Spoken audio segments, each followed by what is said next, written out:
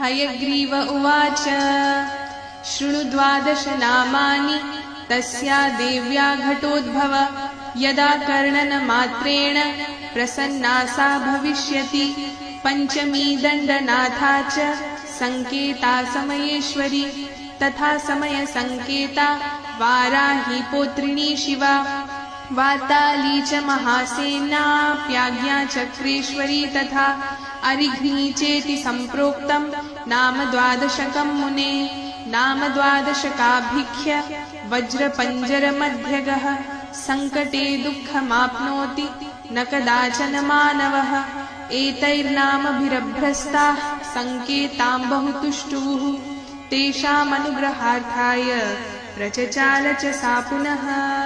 इति श्री ब्रह्माण्डपुराणे ललितोपाख्याने सप्तदशोऽध्याये श्रीवाराही द्वादशनामस्तोत्रम्।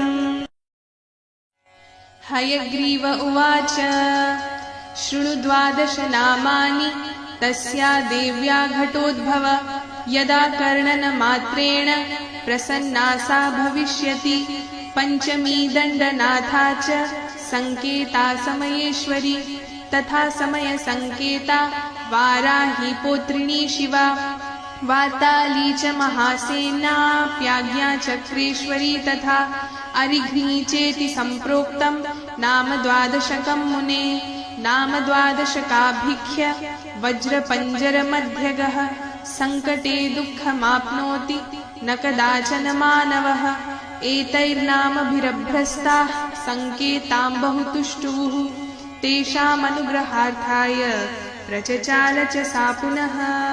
इति श्री ब्रह्माण्डपुराणे ललितोपाख्याने सप्तदशोऽध्याये श्रीवाराही द्वादशनामस्तोत्रम्।